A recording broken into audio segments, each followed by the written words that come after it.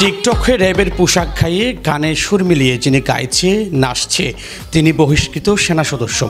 কখনো সেনাবাহিনীর পোশাক আবার কখনো মদের বোতল সামনে রেখে টিকটকে বিরহের গানেও সুর মিলাতে দেখা যায় সাবেক এই র্যাব সদস্যকে। বন্ধু আমার আয় ফিরে আয়, ও বন্ধু আয় ফিরে আয়। 2017 সালে অবৈধ ও অনৈতিক কর্মকাণ্ডে জড়ালে র্যাব থেকে বহিষ্কৃত হয় সুমন মুন্সি। এরপর কক্সবাজারের সন্ত্রাসীদের সাথে যোগসাজশ বাড়ে তার, দীর্ঘ হয় তার অপকর্মের ফিরিস্তি। তখন তিনি কক্সবাজারে র্যাবের অংশ হিসেবে যখন চাকরি করছিলেন, ওই সময় কক্সবাজারের যত অপরাধ জগৎ আছে এবং অপরাধের সাথে সংশ্লিষ্ট যত অপরাধী আছে তাদের সাথে তার পরিচিতি হয় এবং সে 2017 সালে যখন অবৈধ সম্পর্ক স্থাপনের জন্য বরখাস্ত হন, তারপরে সে কক্সবাজারে বসতি করেন এবং এখানে সন্ত্রাসীদের সাথে তার যোগাযোগ বৃদ্ধি পায়। এখানকার যারা সন্ত্রাসী আছে তাদের সাথে যোগ সাজসে তিনি বিভিন্ন চাঁদাবাজি থেকে শুরু করে অপরাধমূলক কর্মকাণ্ড সম্পন্ন করতে থাকেন। র্যাব 15-এর অধিনায়ক জানান 11টি মামলার আসামি সুমন জামিন পায় 3 সপ্তাহ আগে।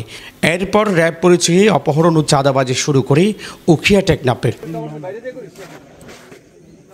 বর্ণিত সন্ত্রাসী বরখাস্ত সৈনিক সুমন এর নামে 11টি মামলা আছে, তার মধ্যে একটি মামলা অস্ত্রের আর বাকি 10টি মামলাই হচ্ছে চাঁদাবাজি কিংবা অপহরণ সংশ্লিষ্ট।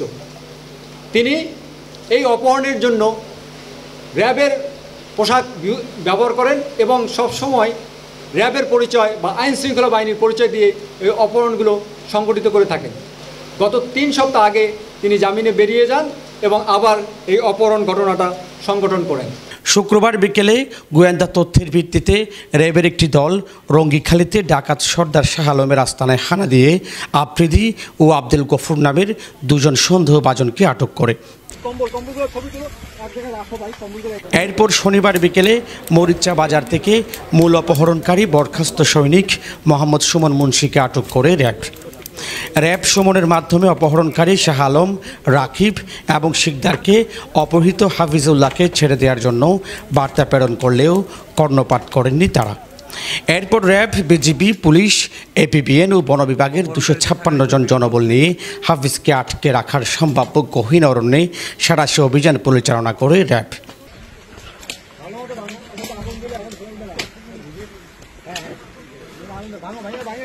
অপহরণের 72 ঘন্টা পরে প্রথমে অপহৃত হাফিজুল্লাহকে উদ্ধার করে র্যাব।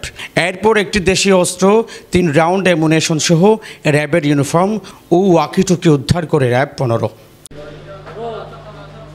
আমাদের অভিযান চলমান থাকবে। র্যাব কিংবা আইন শৃঙ্খলা বাহিনীর পরিচয়ে কেউ যদি এরকম কোনো দুষ্কর্ম করে সে রেসপাইট পাবে না, তাকেও রেহাই দেওয়া হবে না, সেই মেসেজটাই আমি আপনাদের মাধ্যমে দিতে চাচ্ছি।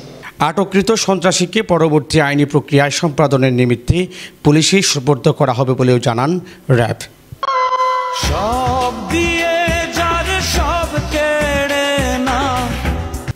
তারেক হায়দার, প্রবাল নিউজ, কক্সবাজার।